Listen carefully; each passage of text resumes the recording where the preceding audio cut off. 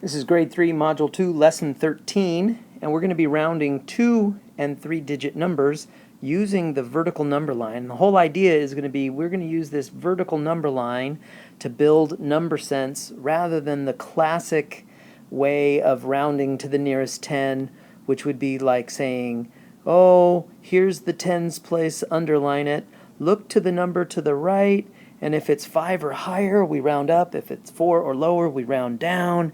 And while that is true and that's correct and it's very efficient, it doesn't build number sense. And the idea is we're going to use this number line, this vertical number line, to introduce the idea of rounding and to teach how to round within number sense.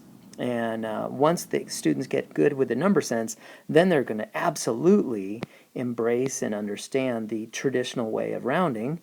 But we're going to do it from within number sense, not instead of number sense.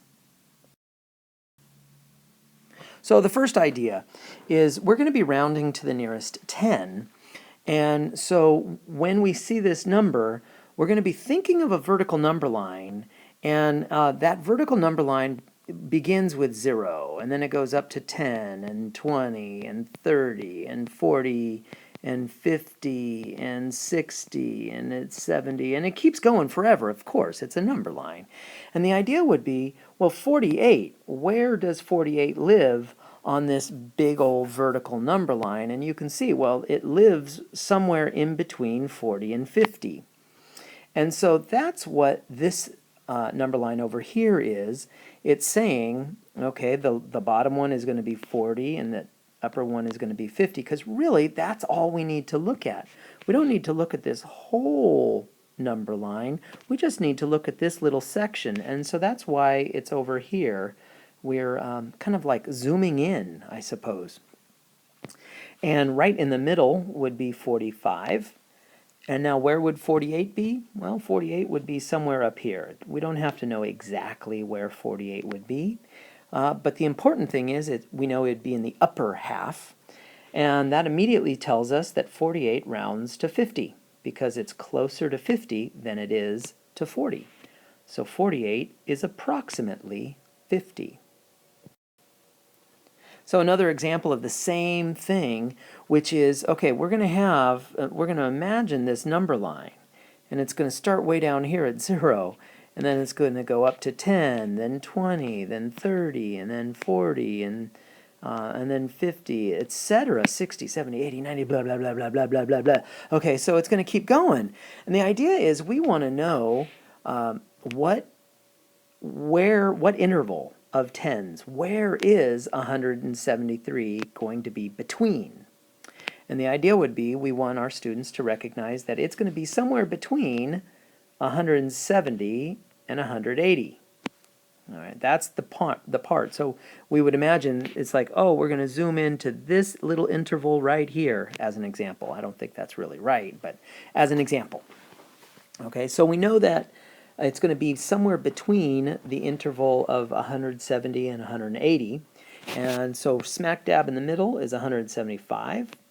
And so 173 would be somewhere down here. We don't have to be perfect where it is, but we do need to know that it's in the bottom half, which immediately means it rounds down to 170. All right, and there you go. So you notice that we're not using that rule for rounding numbers. We're using number sense by first identifying where does the number live on the number line. And on this final example for this video tutorial, we're given a loaf of bread that weighs 673 grams, and we're asked to use a vertical number line to round it to the nearest 10. All right, so here's our big old huge vertical number line. And remember, the idea of the vertical number line is it starts down here at 0, and then it goes to 10 and 20 and blah, blah, 30, 40, 50, 60, it just keeps going. And we want to know between what two intervals, between what two tens, what interval of tens does 673 grams live between? And at this point, we want students to recognize that it lives somewhere between 670 and 680. 675 would be right in the middle, and 673 is going to live somewhere around here on that number line, and that tells us that it rounds down to 670. So the loaf of bread rounds to approximately 670. So we would, I think traditionally we'd say, okay, we'd write 673 grams is approximately, so it's like a squiggly equal sign, and then we say is approximately 670 grams, and that's what we would write down.